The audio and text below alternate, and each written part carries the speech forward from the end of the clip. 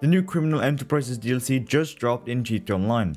There is a lot of new stuff, not very big stuff, but there are many different things. So, in this video I am going to show you how to begin going through the Criminal Enterprises update.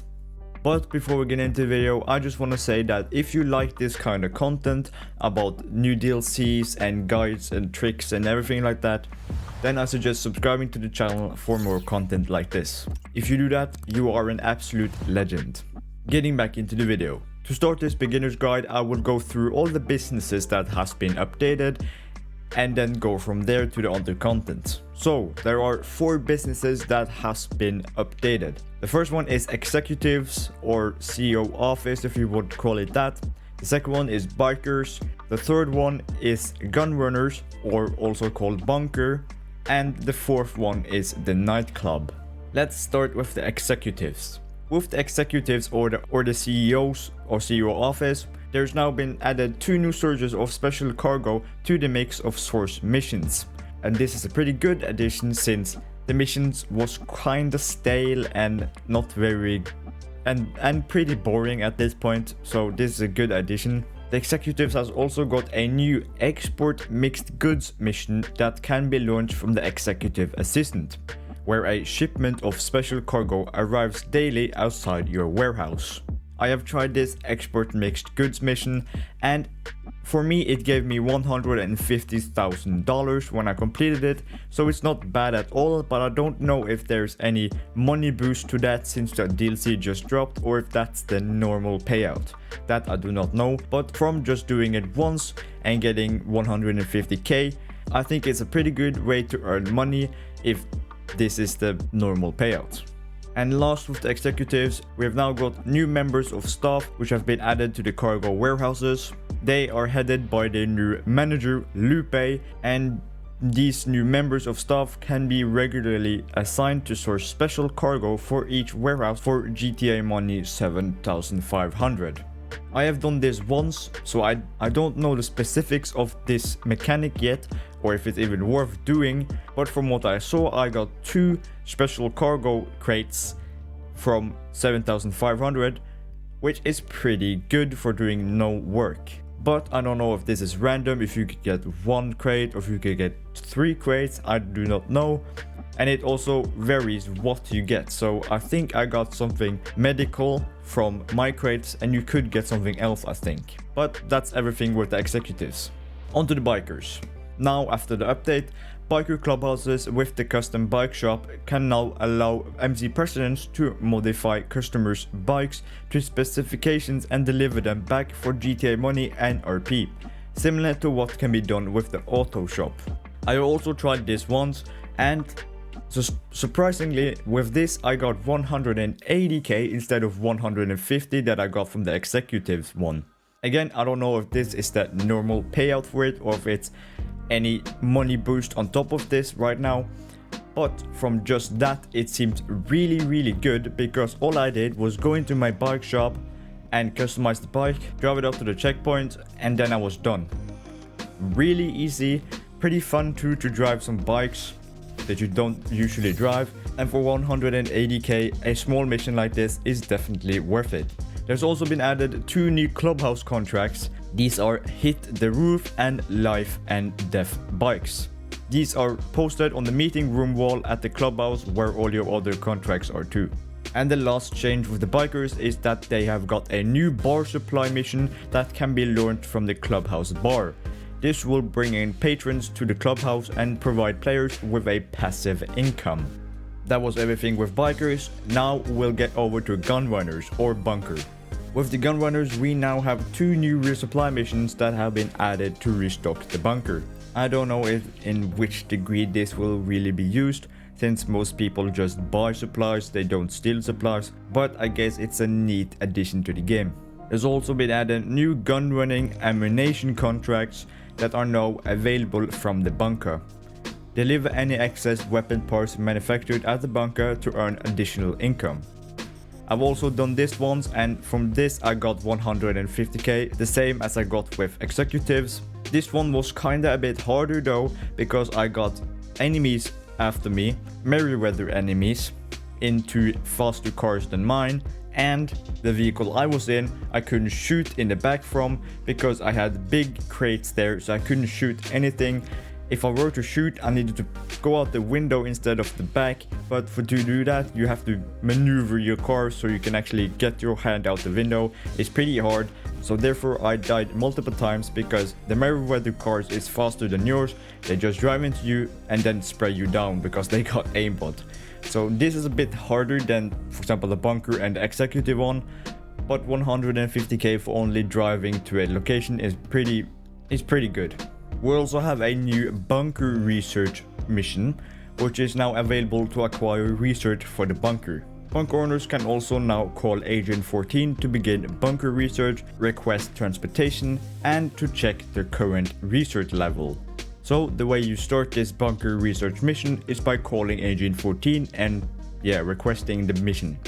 And at last, players can now launch resupply missions from the road or increase their research progress by sourcing data from a well-armed mark. So again, I don't know how vital or how good this will really be, because who does resupply missions? Everybody just buys supplies, but the increase to research progress could be quite good. Onto the last business now, which is the Nightclub that has been updated. With the Nightclub, we have now got 2 new club management missions which have been added, giving you new ways to promote your above board operations. Nightclub owners can also now contact Johan to take on missions to source goods for their nightclub warehouse. Nightclub owners can now call Tony to launch club management missions to request nightclub limos and check their current club popularity. So you can basically just call the person that runs the business now, and you can get multiple of the missions. This is for the nightclub, the bunker. A lot of these you can just call them and then they will source a mission for you, which is a quite nice change. And also, at last, inside the club, you will be able to eject troublemakers and transport passed out VIPs to off-site locations. I've not got to try this yet because it seems like it's a random event that happens when you're inside the nightclub, but transporting passed out VIPs to off-site locations sounds pretty funny, and also ejecting troublemakers could be a fun thing to do. So I don't know how this works, but we'll see in the next coming days how it actually works. Now, this is where we get onto the stuff that you guys probably are here for, and that is the new vehicles. As far as I know, there has been added 6 new vehicles to GT Online, and these vehicles are the Obey Omnis EGT, which goes for 1,795,000, the Bravado Greenwood, which goes for 1,465,000, the Pagazzi Torero XO, which goes for 2,890,000, the Lampadati Corsida, which goes for 1,795,000 again, the Benefactor LM87, which goes for 2,915,000, and the Buckingham Canada, which goes for 2,450,000, but this is a helicopter, all the other ones are cars. Also, the Obey Omnis EG can get Imani Tech put on it, but in my opinion the acceleration and the top speed is not really good in it, so I recommend to not buy it really. It's a bit sad, but it's said in the newswire that we would get 2 new Imani Tech vehicles. As far as I know, the other Imani Tech vehicle has not been added to the game yet, so we'll just have to be hopeful and hope for the best that is a good vehicle. It's also worth noting though that there is a lot of leaked vehicles that are coming in the next coming weeks as drip fed. I'm pretty sure the Audi R8 is coming to GT Online in the next coming weeks, as drip fed, and also the car dealership is apparently coming as drip fed because it's not in the game yet. That is quite weird that they have not added it yet, but I guess there's a lot of content coming in the next coming weeks as drip fed.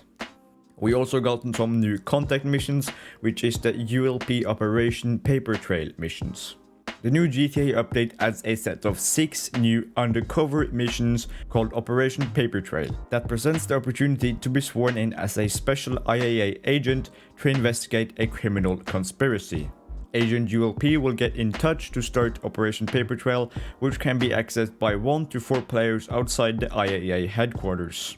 I have already played through all of these missions. I played through them yesterday on stream, and they are quite fun. I like them, but there's only 6 of them, and the pay is not that big, but I recommend to still play through them because in my opinion they are a bit fun. And as I said, to start it, Agent ULP will just call you talking about it, and when there appears a yellow U on your map outside the IAA headquarters, that is when you can go and start the Operation Paper Trail missions. So I hope that helps you out. At the end here, I would just want to tell you guys about some general improvements, because there is a lot of these improvements, small improvements. That is what this update is focusing on. So these, in my opinion, is the biggest improvements that they have added. First one is, of course, all business activities, including cell missions, are now available to play in private sessions. So this consists of invite only, crew sessions, friend session, everything like that. And this is a big change. So now you don't have to be in a public session to do everything. You can just go in invite only session. You also get, if you're on PC, you also get better FPS, or probably also on console, but at least on PC where I play, you get a lot more FPS when you get into an invite only session. Another thing that they have added to reduce instances of griefing is that the kill/death statistic is no longer affected by kills made in free mode. So going forward, this ratio will only be affected by kills scored in competitive gameplay. This change will basically just kill off all the KD warriors that was still left in the game, because KD doesn't matter at all. It shouldn't even be in GTA, at least not in free mode or free roam. But in competitive gameplay, I understand that is the place for it. That is the place KD should be, and the only place. So also now players have easier access to snacks and armor through a single button while the weapon wheel is up. So if you press up on D-pad or you press in your right analog stick, you will either equip a armor or eat snacks. I've tested this, and in my opinion it works pretty well. It's no problem with it. And also, if you're wondering, you can still go into your inventory and eat snacks from there and put on armor. Also, players are now able to purchase max ammo for all weapons at once in the interaction menu, rather than per each weapon type. This just makes the gameplay more effective, and it's pretty boring to go through all the weapon classes and click max ammo. So now you can just click one button and get max ammo for all your weapons.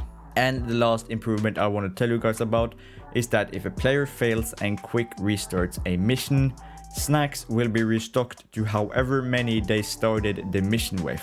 So if you use a lot of snacks and then you have to restart the mission and go back to where you started, snacks will be restocked to however many you started with. So you don't have to go out of the whole mission, get snacks and start the mission again, because you will just get it as normal back how it was before you quick restarted.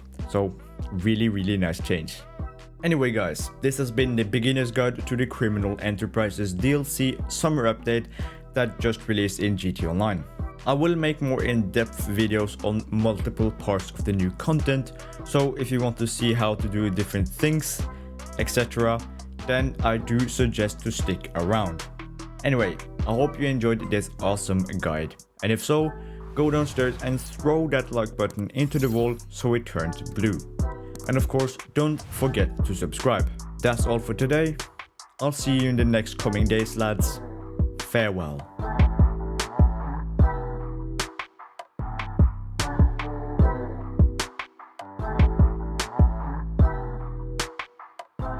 Yahoo!